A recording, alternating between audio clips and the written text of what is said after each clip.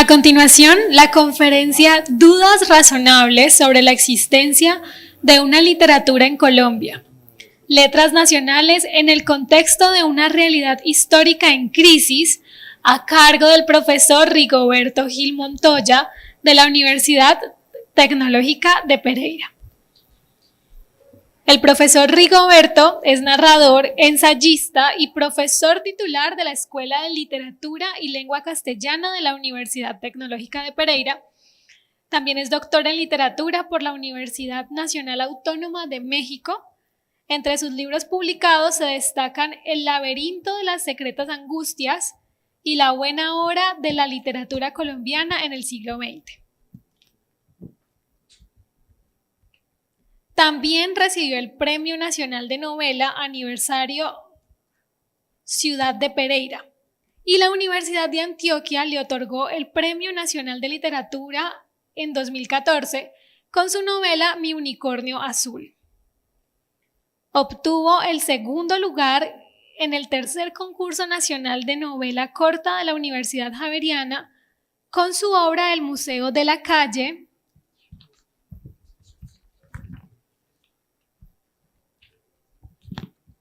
El Museo de la Calle Donceles, y en 2017 obtuvo el Premio Nacional de Periodismo Simón Bolívar en la modalidad de crítica. Bienvenidos. Muy buenos días, les agradezco mucho su presencia acá, la presencia de mis colegas, de mis amigos. Agradecer muy especialmente a Darío por esta invitación. Al coloquio de Letras Nacionales. Debo confesar que para mí fue muy especial el haberme involucrado en esta invitación, en este proyecto con mi amigo, el maestro César Valencia Solanilla de la Universidad Tecnológica de Pereira, porque yo había hecho una lectura muy parcial de la revista Letras Nacionales, sobre todo pensando algunos textos que aparecen allí y que han sido de mi interés desde hace tiempo, pero no había pensado la revista como un proyecto editorial, como un proyecto cultural de largo aliento, y agradezco justamente esta invitación por eso, porque pude evidenciar esta revista desde una perspectiva distinta hasta el punto que me atrevo a decir que pues apenas estoy empezando a conocer de fondo lo que allí se plantea, porque gracias a este acercamiento ya creo tener una visión distinta de esta revista, pensando justamente lo que implica para el desarrollo cultural de la ciudad. Del país, solo la había visto parcialmente, de modo que lo que yo voy a plantear acá simplemente es un borrador, no solamente pues por el tiempo que son 20 minutos, sino porque creo que apenas estoy empezando a percibir qué es lo que se está planteando en esta revista, en este proyecto. Y voy a empezar diciendo lo siguiente. Bueno, son 42 números de la revista, más la 0, serían 43. Me llama mucho la atención cómo empieza la revista, cómo empieza el primer editorial. En el primer editorial del número 0 de la revista Letras Nacionales de enero-febrero del 65, titulado Esto somos, esto defendemos, 3 afirmaciones dan pistas para abordar el clima cultural en el que surge y se alega un nuevo proyecto editorial. 1, comillas, dice ese editorial, hay una literatura colombiana, cierro, es lo primero que se afirma, nutrida por todos los géneros, incluyendo el teatro. En materia de recepción, 2, abro comillas, dice el editorial, unos miran avergonzados cuánto se escribe, cierro comillas, y desconocen las dificultades materiales que deben enfrentarse para publicar libros en el país. En materia de pertinencia, 3, abro comillas, dice el editorial, la literatura es un fenómeno histórico y social, cierro, resultado de una lectura de contexto y del interés por nutrir una memoria plural que acaso no ha sido reconocida en su amplitud. Estos tres aspectos que en ese primer editorial se declaran surgen al calor de un balance que Zapata Olivella pretende actualizar. A raíz de los conflictos políticos, sociales y económicos internos en una Colombia oprimida, desliza el editorialista, con jerarquías sociales y exclusiones, se ha negado la existencia de una literatura nacional. Los responsables de la negación serían, en particular para el editorialista, los críticos y los teóricos alienados. Es decir, en palabras de Zapata Olivella, lo cito, cuando él habla de los críticos y de los alienados, utiliza estas expresiones, los subyugadores, cierro ahí, que sostienen que la nuestra es una literatura propia de la, abro comillas, inmadurez cultural, cierro, también utiliza la palabra primitivismo, también habla del lastre racial, también habla de la incapacidad, eso lo dirían los críticos, también habla de que los críticos dirían que hay recursos incipientes en el empleo de esa literatura en Colombia, y además termina diciendo, y de otras necedades. Sigo citando a Zapata Olivella cuando al hablar de esos críticos dice que ellos pretenden con esta jerga justificar en una u otra forma los viejos privilegios a despecho de sus propias aseveraciones, se apresuran a destruir la literatura nativa, tradiciones, folclore, archivos, idiomas, y cuando les es imposible incinerar, empecinadamente niegan los valores objetivos. Creo que ese primer editorial como que lo dice todo, lo resume todo, porque está escrito, yo diría, con una necesidad de hacer en breves palabras todo un balance de lo que hasta ese momento estaría pasando, en particular con la recepción de la literatura colombiana. Creo que ese es un gran problema que plantea Zapata Olivella como director de la revista. Hay un problema de recepción. ¿Qué ha pasado con ese problema de recepción? Digamos que desde mi punto de vista, ese problema de recepción no se lo inventa Zapata Olivella. Él más bien lo que hace es recoger un clima cultural, recoger una serie de discusiones que hasta ese momento venían planteándose. Es una discusión muy interesante que tiene ya varias décadas cuando, digamos, en este sentido, aparece Zapata Olivella planteando una visión muy particular de la literatura y de la cultura colombiana. Él lo que hace es recoger lo que yo llamaría un malestar de la cultura, pero ese malestar de la cultura viene desde hace muchas décadas. Yo puedo ver como unos 4 momentos en esos antecedentes y bueno, trataré como de plantear algo al respecto con el tiempo que tengo. Según Zapata Olivella, entre esos valores objetivos negados por una crítica destructiva, sujeta al dominio del amo, es la palabra que él usa, y proclives a silenciar la voz propia, a autocensurarse, bien cabría entre sus detractores el desconocimiento de que el país se nutre de un mestizaje cultural. De modo que el surgimiento de la revista que dirige Manuel Zapata deriva de unas posturas en las que se reclama la inclusión, el reconocimiento de que la producción literaria no puede seguir en manos de una élite ilustrada, cosmopolita, utiliza mucho esa palabra, que mira bajo sospecha lo que es diverso en la sociedad colombiana, mientras se solaza con la aplicación de esquemas estéticos ajenos. En eso también hace mucho énfasis.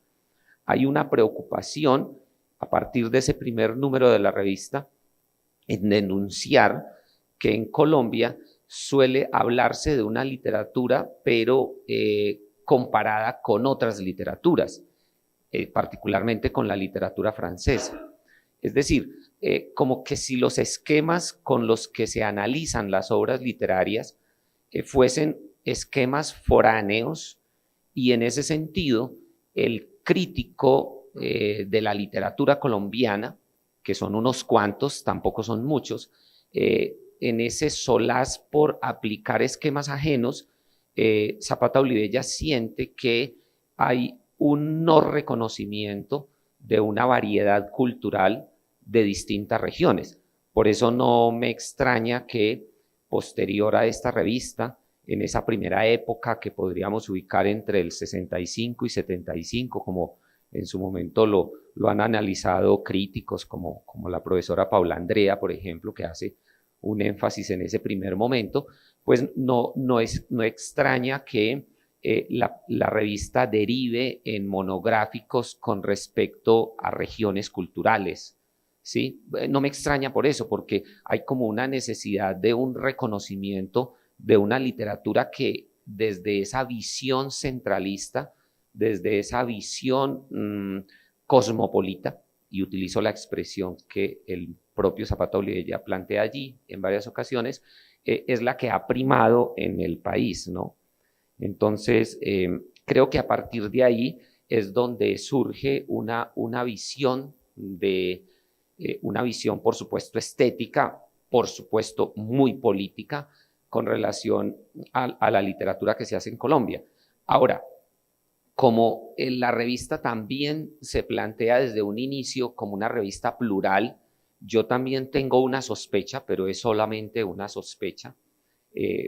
Por eso digo que apenas soy un neófito en esto de acercarme a la revista como proyecto editorial y proyecto cultural tan rico, y lo veíamos ayer en un aspecto tan particular como la parte editorial, la parte gráfica, como lo mostraba el profesor Ignacio ayer, toda una serie de simbologías que están al interior de esta obra, que necesitan ser leídas e interpretadas a la luz justamente de lo que está pasando en ese momento en el país.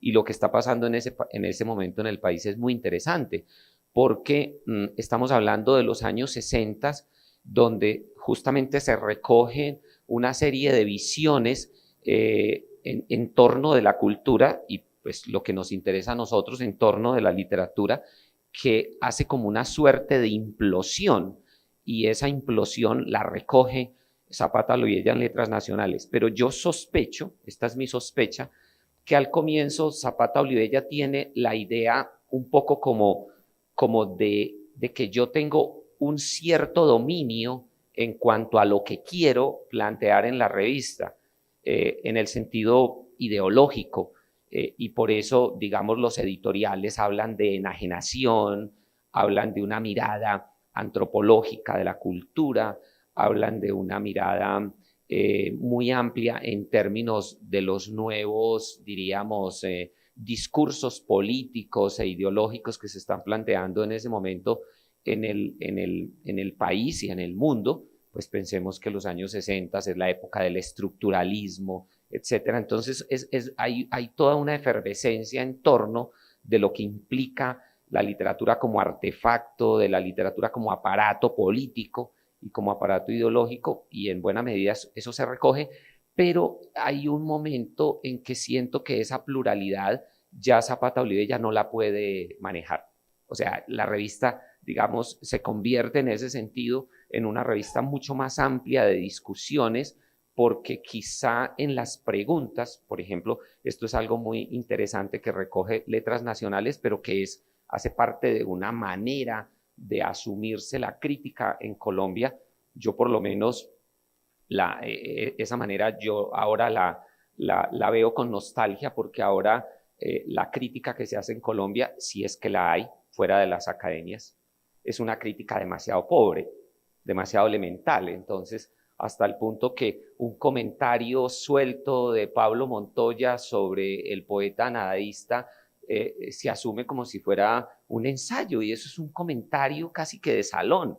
No tiene nada de ensayo, no tiene nada, y la repercusión que tuvo ese comentario, que no estoy ni a favor ni en contra, simplemente estoy mirando el asunto de qué es lo que un escritor quiere decir de otro autor, pues no hay como una diferencia entre lo que implicaría la crítica seria y lo que implicaría un simple comentario.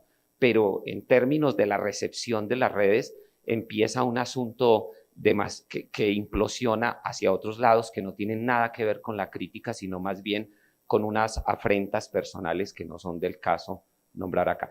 Digo esto porque Letras Nacionales recoge una forma de hacer crítica en Colombia que yo por lo menos miro con nostalgia, y es el asunto de las encuestas.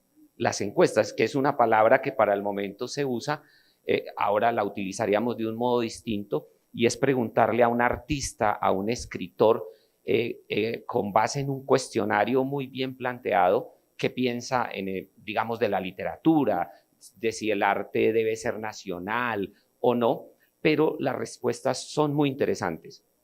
En ese orden de ideas, siento que Letras Nacionales lo que hace es seguir con ese paradigma o esa forma de hacer, de cuestionarse la literatura. Por ejemplo, de las cosas más importantes que dijo en su momento García Márquez sobre la literatura colombiana, cuando dice: todavía no se ha escrito en Colombia una obra que vaya de la mano de la escritura de una Virginia Woolf o de un Faulkner, pues él lo hace a partir de una encuesta que a él le incomoda, en la que Mejía Vallejo, por ejemplo, dice: estamos muy bien en literatura colombiana, y de pronto García Márquez dice: pero Vallejo, ¿cómo así?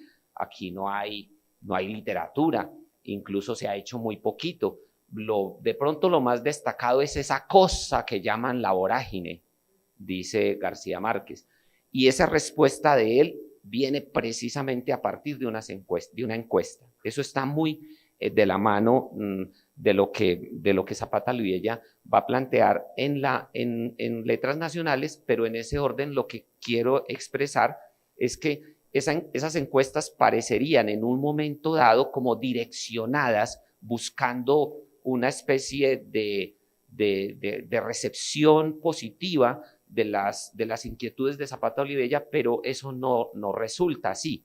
Y estoy pensando, por ejemplo, en la encuesta que está en el número, bueno, yo tengo acá el documento, no sé, la 3 o la 4, en la que la encuesta la hace Germán Espinosa, que en ese momento tiene 28 años, y es una encuesta de 5 o 6 preguntas, en la que las preguntas son para Jorge Zalamea Borda, Jorge Zalamea, y lo primero que hace Jorge Zalamea es poner en situación la idea de si hay una literatura nacional o no hay, pero la encuesta permite una apertura. Además, Zalamea utiliza una expresión como ustedes que están preguntando esto, ustedes.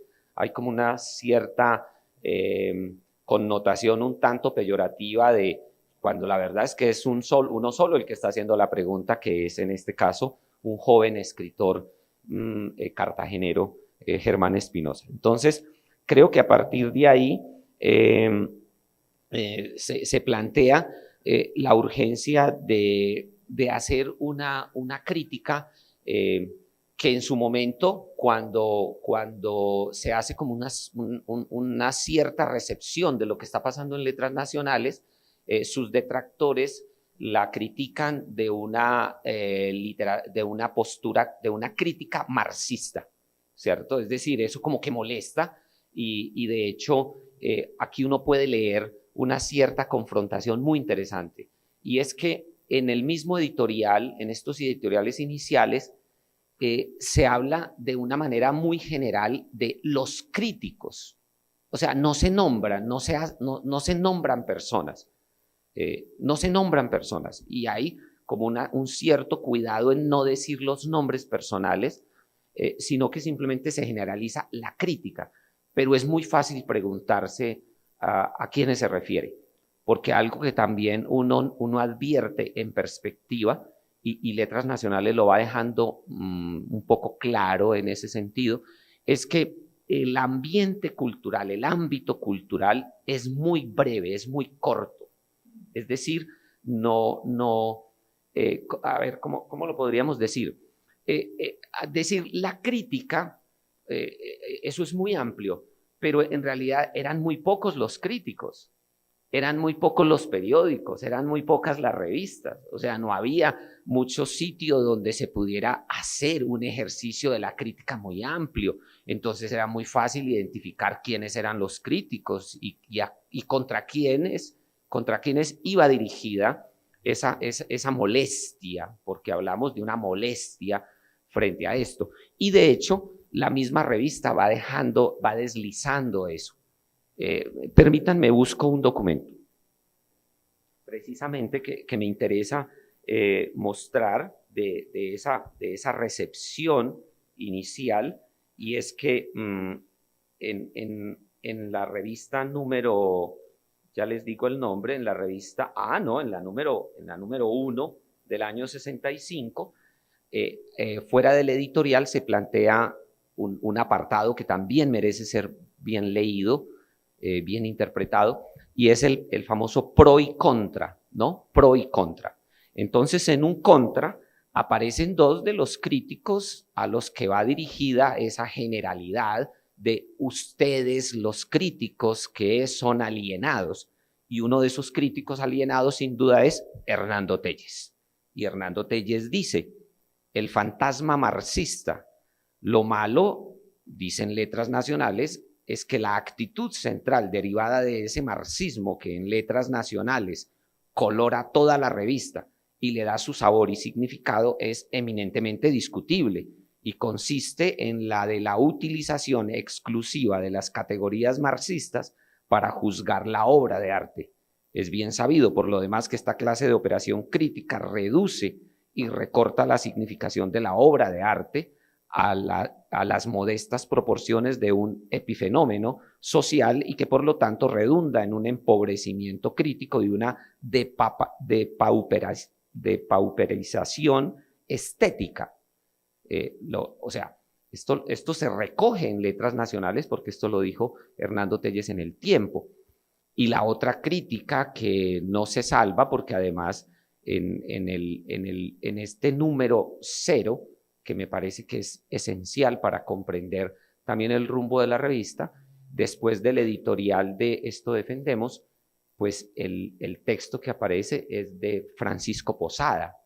Y el texto de Francisco Posada es un texto en el que Posada, además de una fina ironía, o sea, es marxista, claro, los marxistas no suelen tener humor, pero Posada sí lo tenía. Sí lo tenía, y entonces en ese sentido es muy interesante lo que expresa allí, porque se balanza en ristre contra todos esos íconos culturales que en ese momento estaban, y entre ellos, por supuesto, ataca a la crítica de arte Marta Traba, o sea que ella sería otra de esas críticas alienadas, y Marta Traba escribe en La Nueva Prensa, en el 65, le da risa, dice el titular en Letras Nacionales, y dice Marta Traba: lo que ocurre es que el marxismo colombiano aplicado a las artes plásticas es completamente de risa. Da risa incontenible leer a Posada cuando afirma que Grau quiere denunciar a través de sus figuras abiertamente corrompidas y escandalosamente boterianas una comunidad en decadencia, dice ella. Da risa y lástima pensar que Darío Gómez en esa revista Letras Nacionales me vitupera porque escamoteo el trabajo de los artistas de un área nacional, cuando mis mayores penurias han sido precisamente para ubicar a los artistas en esa área nacional, como en 7 artistas contemporáneos colombianos o la pintura nueva en Latinoamérica. ¿Qué es lo que yo entonces advierto en ese sentido? Advierto que Letras Nacionales recoge algo que estaba pasando, y lo que estaba pasando era que desde muchas variantes, desde muchas vertientes, diríamos también ideológicas, pues hay una preocupación genuina por la literatura. Yo creo que eso es lo más importante, o sea, hay una seriedad en pensar la literatura como una urgencia social, como una necesidad social. Y también plantea un momento muy interesante, yo no sé si ya habrá sido leído en relación con que Letras Nacionales surge, uno también podría advertir que surge como una contrarrespuesta a un movimiento que en ese momento es muy joven, que es el nadaísmo. ¿Sí? El nadaísmo molesta.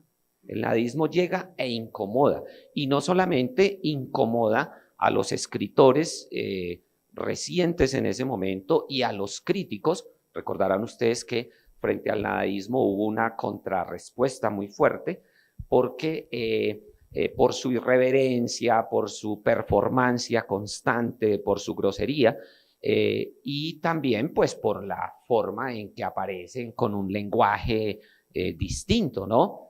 Es nuevo leer en la literatura colombiana a un Darío Lemos que dice, estoy aburrido porque no llueve, porque Dios sabe que Darío calla si no llueve, estoy marihuano, siento alacranes y fósforos de guerra, espero suicidarme cuando acabe el cigarrillo. Pues eso es en un país, por favor, del Sagrado Corazón de Jesús, encontrarse este tipo de cosas, pues da por lo menos urticaria. Entonces, en ese orden, creo que el malestar también se recoge allí. Pero además, y esto también habría que decirlo, recoge también todo una estela que se venía planteando. Por ejemplo, no me extraña que tenga tanta primacía los textos de Pachón Padilla sobre el cuento colombiano. Pachón Padilla ya había hecho trabajos anteriores, como intentando hacer una especie de balance de lo que pasaba en la cuentística en Colombia, pero además recoge a alguien que es fundamental, que es esencial, y lo digo más allá del afecto que tengo por su literatura y por su periodismo y su ensayística, recoge el pensamiento de José Antonio Osorio Lizarazo.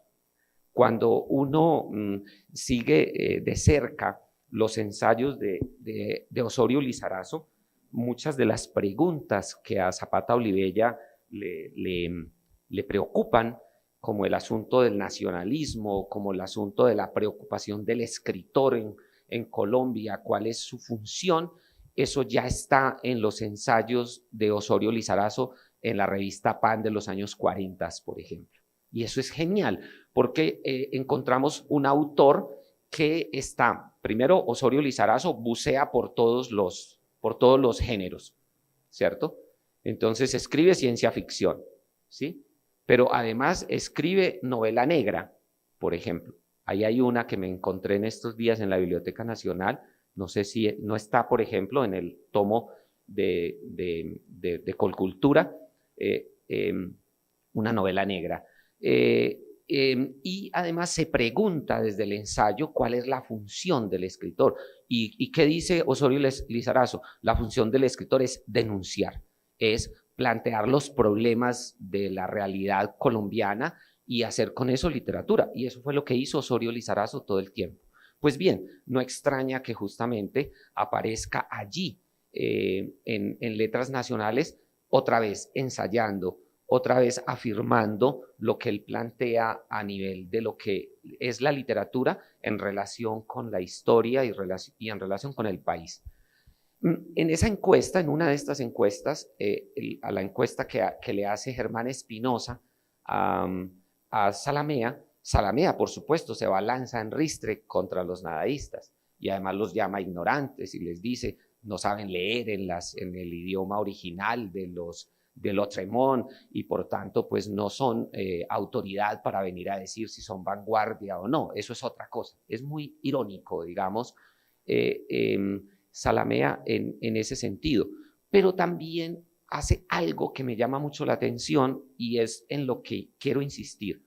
El panorama crítico, ese campo cultural en el que Letras Nacionales surge, es un campo, digamos, un campo cultural en ciernes. Si por ese campo cultural entendemos que haya una recepción, por ejemplo, es bien interesante algo que se plantea en Letras Nacionales a propósito de algo que le preocupaba a Hernando Telles.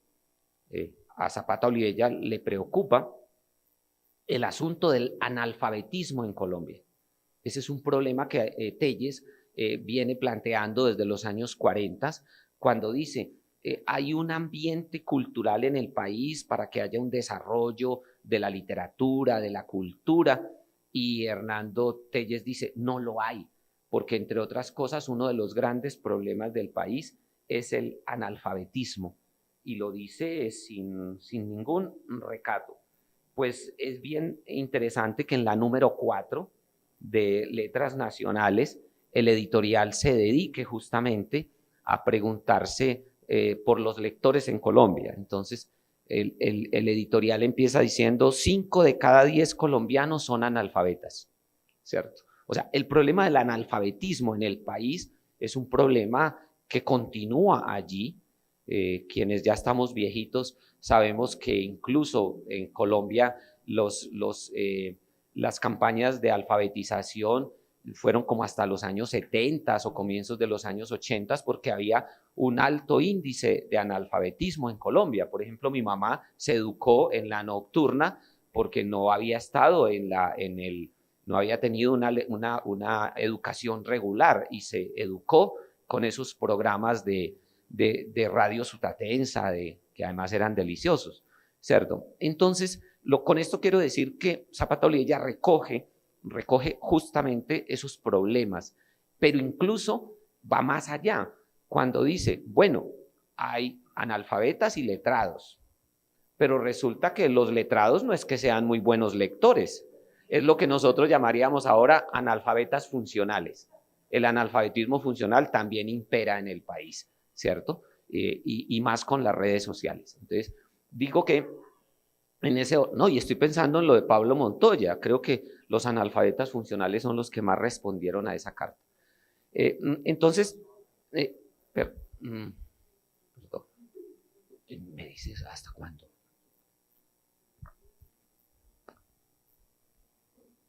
Gracias.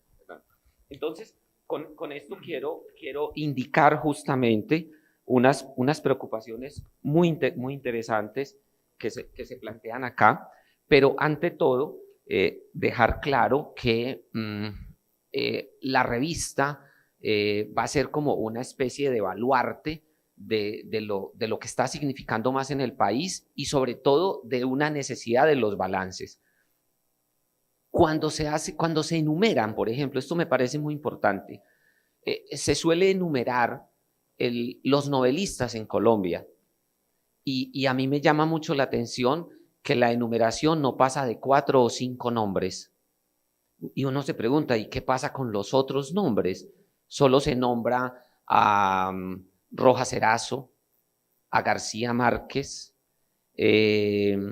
a Manuel Mejía Vallejo, a Zapata Olivella, por supuesto, y ahí se va escaseando el número, el inventario se va escaseando.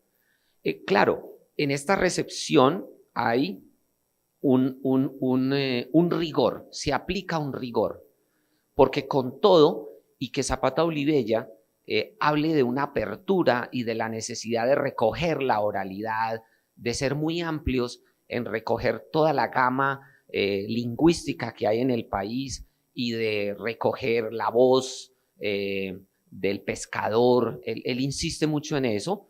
De pronto sigue un punto y seguido y dice, pero de todas maneras a estas obras hay que exigirles, ¿cierto? Como que al comienzo parece alguien con una apertura muy grande en cuanto a que todo es literatura, pero después el mismo Zapata Olivella dice como no todo es literatura, todo debe pasar también por una decantación. Me parece que hay una especie de necesidad de inclusión, pero al mismo tiempo una preocupación porque se tiene que hacer una literatura que vaya a la par de los procesos culturales, que vaya a la par de un desarrollo del país y de un estar en el mundo de las ideas que en ese momento, pues años 60, son esenciales. Lo otro que me llama la atención es que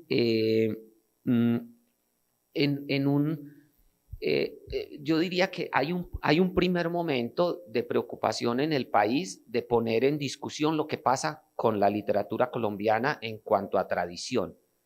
Entonces uno, por ejemplo, en los años 30 se encuentra con un texto muy significativo. Ayer que estuvimos en El Paraíso, que esto no lo sepa el guía, porque quizá tendría que cambiar de discurso, y es que en el en 1938 aparece un texto en el periódico El Tiempo publicado por Eduardo Caballero Calderón. Y ese texto se llama ¿Por qué ya no amamos a María? ¿Sí? ¿Por qué ya no amamos a María? Y es un texto que me parece muy significativo porque implica que un escritor, un novelista, un periodista, que en ese momento es joven, está cuestionando una tradición. Y esta tradición está cuestionando una breve tradición. Y está cuestionando esa breve tradición porque dice algo así: yo ya no soy el lector de 15 años de María, soy un hombre urbano que escucho el ruido de las construcciones afuera y por tanto ya no puedo solazarme ni contemplar el paisaje de María. Ya no soy ese lector. Creo que a partir de ese momento hay un deslinde del escritor y el artista, por tomar solo un símbolo, a partir del cual la literatura empieza a ser duramente cuestionada en esa breve tradición. Un segundo momento lo podríamos encontrar en Eduardo Carranza con Bardolatría, cuando pone en situación la figura de Guillermo Valencia. Y cuando pone en situación la figura de Guillermo Valencia, está poniendo en situación a los grecolatinos, a los grecoquimbayas, perdón por esa palabra, pero no es mía, a pesar de que vengo de allá. Creo que es un segundo momento muy importante. Un tercer momento, sin duda, lo plantea el Grupo de Barranquilla. Alfonso Fuenmayor, Vargas Cantillo, Cepeda Zamudio y, por supuesto, García Márquez. Y ese cuestionamiento tiene que ver también con una tradición literaria en la que ellos están reclamando, a nivel del cuento, a nivel sobre todo de la narrativa, están reclamando una literatura distinta que se desligue, sin lugar a dudas, del grecolatinismo. Ese tercer momento va a ser fundamental. Un tercer momento que García Márquez va a cerrar con ese texto, creo que es del año 60, donde habla de la literatura de la violencia y de la necesidad de la profesionalización del escritor, que ese sería como una suerte de deseo de Zapata Olivella. Ahora que escuchábamos a Mariela y a la profesora Millán a propósito de las penurias y de las dificultades de la construcción de la figura del escritor como un escritor independiente, con recursos, pero imposible, y ya nos lo dijeron ellas en esa profunda mirada a propósito de la novela de Mariela. Entonces creo que aquí hay un recoger todas esas necesidades, y por eso no es extraño también que la figura de García Márquez aparezca allí siempre planteada como ese escritor que hasta Salamea, Jorge Salamea dice, de todos el más importante, el más interesante es García Márquez. Lo dice y uno sabe que está como furioso diciéndolo, pero lo está reconociendo al menos que está allí. Entonces, bueno, con esto termino. Simplemente, no sé si puedo leer algún fragmento al final. Permítanme un momento, que yo sé que es un asunto de tiempos.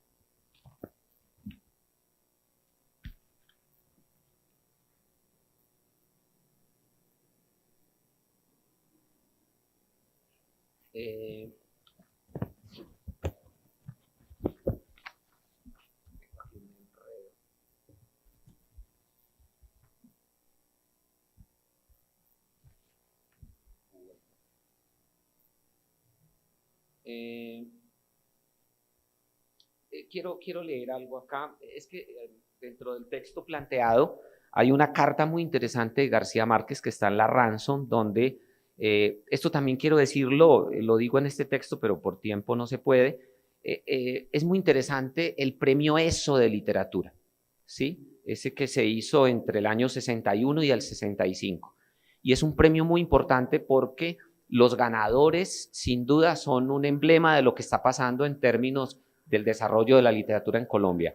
Lo gana por primera vez García Márquez con La mala hora, y también lo gana, por supuesto, en ese primero del 61, en el 62, queda finalista Zapata Olivella, y después gana Zapata Olivella ese concurso. Ese concurso es muy interesante porque lo que está en discusión allí es cómo se escribe, qué lenguaje se emplea. Y es un concurso donde se pone en situación las palabras. A propósito del libro de Armando Romero, las palabras están en situación. Las palabras están en situación en ese concurso y es muy interesante todo lo que está en torno de la mala hora a propósito del lenguaje muy fuerte, escatológico que utiliza García Márquez en ese libro y lo que pasa con la Academia de la Lengua, con el cura jesuita Félix Restrepo. Pues bien, en esas palabras están en situación, Zapata Olivella está allí planteando un lenguaje que era nuevo también para la literatura colombiana y ese momento va a ser muy importante porque las palabras van a seguir estando en situación en letras nacionales. Y con eso quiero terminar diciendo esto.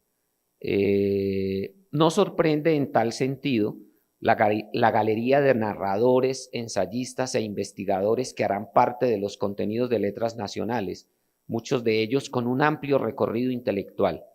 Y como todo resulta simbólico cuando se aprecia en perspectiva un proyecto editorial de la dimensión de letras nacionales, es bastante significativo que después del editorial, el primer artículo de fondo titulado Ideas sobre la cultura nacional y el arte realista sea de la autoría del profesor Francisco Posada, cuya aguda visión marxista, no exenta de ironía, de la realidad colombiana debió incomodar a los intelectuales conservadores del momento.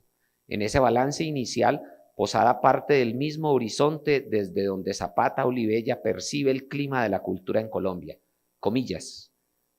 Se dice que en el plano del arte y de la ideología no ha habido sino copia o imitación de lo extranjero.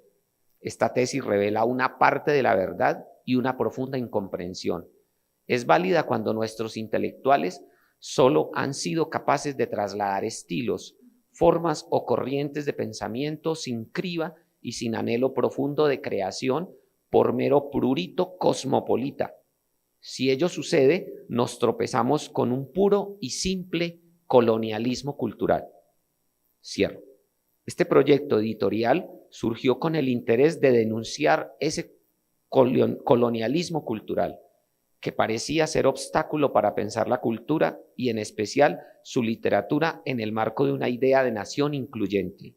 De ahí que haya asumido un triple papel, el de la convergencia de la diversidad ideológica de intelectuales de su tiempo, el del reconocimiento de los nuevos valores de la literatura y la cultura, y el de pensar la compleja realidad histórica y social del país como una suma de regiones culturales. Muchas gracias.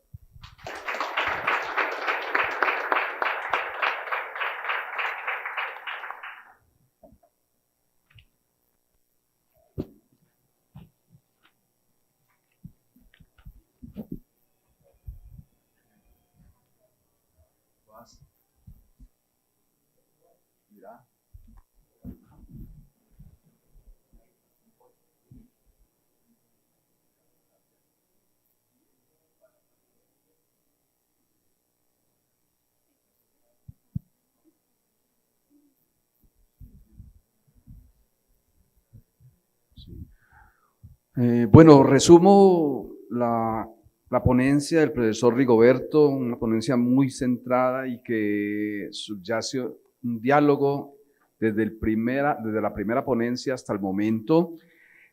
Centra su atención en la editorial y desde su comienzo señala del número 0 el proyecto de letras nacionales a partir de la exposición de ella, con un punto central, la negación de una literatura nacional. Esa fue la primera revista, la primera editorial. Luego va desmenuzando cada uno de estos aspectos que señala Letras Nacionales con el mestizaje cultural, el cual en la editorial reclama la inclusión y muestra cómo hay una élite ilustrada que desdice de otras expresiones literarias.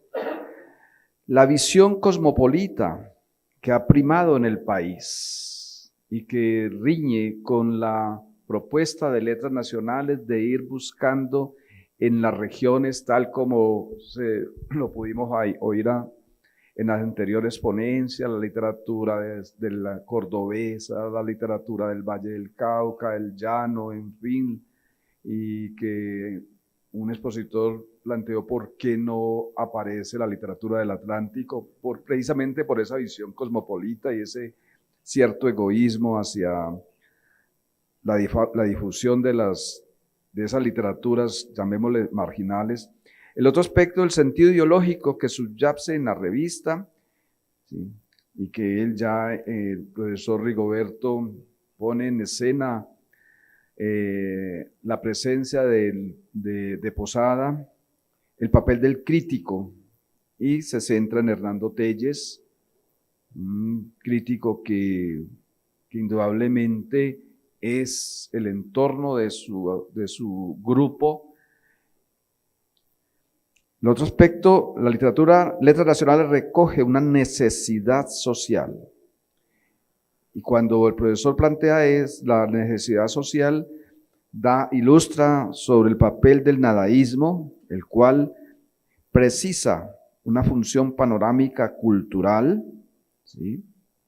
A partir de esa poesía que cumplió un papel irreverente frente a esas otras literaturas, y de ahí que los nadaístas fueran muy apegados también al poeta León de Greiff, y recuerden esos versos de León de Greiff en el Mamotreto que dice: porque me ven la barba, el pelo y la alta pipa, dicen que soy poeta, cuando no por iluso solo divagar versos de contorno difuso.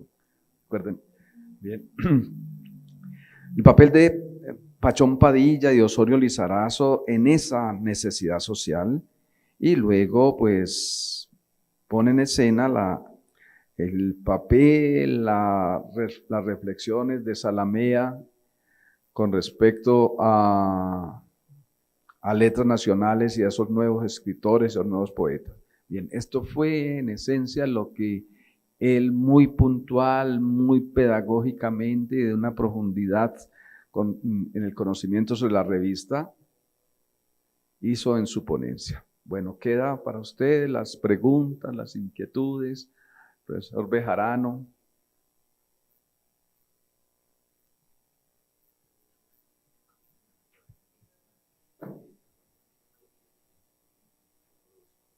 No, ellos traen, tranquilo, no te preocupes. No, Bueno, muchas gracias, Rigoberto. Yo iba a asociar algo de lo que dijiste con todo el coloquio que hicimos ayer en el bus, en el ómnibus, de lo que dijiste de Osorio Lizarazo, que también hay una experimentación hacia otros géneros, hacia otras búsquedas, ¿no? Que no todo necesariamente es el realismo o lo social, ¿no? O incluso dentro de lo social hay muchas vertientes, ¿no? Entonces la relación con la literatura fantástica, ciencia ficción, de novela negra, y lo que hablábamos ayer de otro personaje que aparece en esos años, de esa búsqueda del escritor que trata de pensar el ensayo literario, no necesariamente desde un punto de vista académico, pero tampoco desde un punto de vista periodístico, sino lugares intermedios, que es R.H. Moreno Durán, ¿no?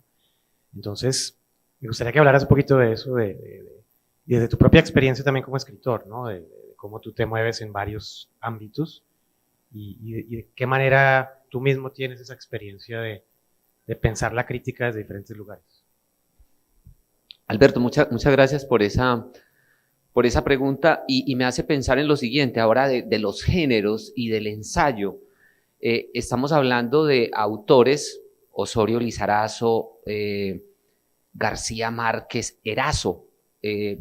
A propósito de Erazo, que es uno de los primeros en hacer la recepción de García Márquez, por ejemplo, ¿cierto? Cuando dice, aquí hay un joven escritor único, a propósito de La mala hora. Estamos hablando el propio Caballero Calderón, qué agudeza para la construcción de la reflexión ensayística. Ni qué decir de Telles, a propósito de que pues a Telles lo conocemos sobre todo como ensayista, articulista, pero qué tal su libro de cuentos del año 50. Creo que estamos hablando de autores muy completos en el sentido de que no solamente construyen una obra, sino que piensan la obra y la piensan también en relación con sus contemporáneos, ¿sí? No hay como un egoísmo en ese sentido, bien sea porque se le critique al contemporáneo o simplemente porque se le reconoce, como lo hace hasta el propio Zalamea, de los autores que en ese momento eran para él los esenciales, y el reconocimiento de los nuevos, Collazos, Germán Espinosa, Valverde, por supuesto. Entonces, creo que en ese orden estamos hablando de un momento de la literatura de estas décadas que va a ser esencial para, pues, como para el reconocimiento de que esa literatura sí está en crisis, porque se está pensando y se quiere renovación, pero al mismo tiempo se necesita la experimentación, se necesita ir más allá y preguntarse por esa literatura. Y ahora que hablabas de la literatura fantástica, me llamó mucho, esta madrugada leía el texto que escribe Zapata Olivella sobre los cuentos de René Rebeté. Eso es hermoso, eso es precioso, porque de una manera sucinta está como anunciando que la literatura de ciencia ficción es necesaria y es urgente para hablar de ese hombre muerto. Luz Marina. Bueno, por favor. Entonces, creo que está como en boga esto, pero también el reconocimiento de la necesidad de narrar de otras maneras. Y sobre todo, estoy pensando en el escritor completo, que ya hoy, por ejemplo, no lo hay tanto. Yo no sé si es que estoy muy nostálgico hoy o qué, pero la literatura colombiana es muy pobre, la de hoy, porque pues el escritor sí escribe novela, pero no ensaya, no se pregunta por los otros y hay como un desdén por el vecino. Yo no sé si es un problema de proxemia o qué, pero cuando uno ve estos autores hay algo muy interesante y es esa totalidad de pensar el mundo y de asumir posturas, además con fuerza, ¿no? Alberto lo sabe, con fuerza, como en el caso, por ejemplo, de Moreno Durán, que es muy triste, lo hablábamos ayer, pues es un autor que como si en Colombia le hubiésemos cobrado su irreverencia, su capacidad de reflexionar el mundo, su todo. O sea, es un autor que ya como que murió, como que no existe Moreno Durán para nosotros, o Cruz, bueno, pero Cruz Cronfli al menos todavía lo seguimos recordando por acá y se insiste en sus ensayos, pero un Moreno Durán pasa un poco como desapercibido, porque no le perdonamos como a este intelectual severo, radical, que plantee justamente unos puntos de vista. Alberto. Luz Marina, por favor.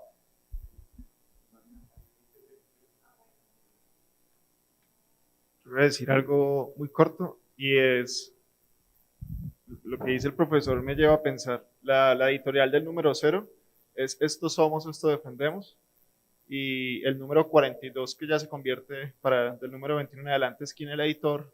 Uno la puede leer como Esto somos, esto fuimos. Y esa editorial del número 42 se divide en varios apartados. Por ejemplo, la deuda, pues letras nacionales y el futuro, la deuda de letras nacionales con los iletrados, o la responsabilidad de los estudiantes de literatura para con letras nacionales. Y menciono esto porque, digamos que su conferencia gira en torno a esa también del analfabetismo funcional, ¿no? Entonces me parece que en la esquina del editor del número 42, Manuel Zapata Olivella también está pensando cuál fue el compromiso que dejó Letras Nacionales para con la sociedad. O sea, me refiero, se pensó solamente para los círculos letrados o las élites intelectuales, y el número 42 se piensa, nosotros entonces, ¿qué hicimos por esos iletrados? Y aquí va como ya con ese abrebocas una pregunta, y es, ¿cómo examina usted como esa posición de Letras Nacionales frente a esa dinámica de lectura nacional? O sea, Letras Nacionales estaba pensando solo para los críticos, para los editores, para los escritores. ¿En qué lugar quedaría, por ejemplo, las personas del común? O sea, no sé, estudiantes de colegio, bachillerato, etcétera, que para ese momento tenían muy difícil acceso a una revista como esta y a los temas que manejaba. Entonces, Manuel Zapata Olivella en el número 42 deja la incógnita. O sea, nosotros quisimos también por ese mundo iletrado nacional y qué va a pasar de aquí en adelante, ¿no? Porque también quedan los estudiantes de literatura que él menciona. Los estudiantes de literatura, en el número 42 él lo dice muy claramente, que ahora tienen la responsabilidad de la labor que nosotros dejamos, ustedes la continúan, pero también, digamos, ustedes como proponen otras alternativas de crítica para el país. Entonces, muy difícil responder esa pregunta, porque además creo que voy a decir algo que me puedo ser muy, pues me van a discutir mucho este punto de vista, y es que yo considero que no solamente el proyecto de Zapata Olivella como proyecto editorial, su revista, sino otras de los proyectos que ha habido en el país, surgen a veces como con la idea de que se van a popularizar, y eso no pasa. O sea, es decir, una cosa es lo que se plantea al interior de las revistas como nosotros queremos llegar al pueblo, queremos llegar a esta gente, y eso no pasa, porque, y aquí es donde me van a discutir, la literatura importa muy poco, importa un grupo muy pequeño.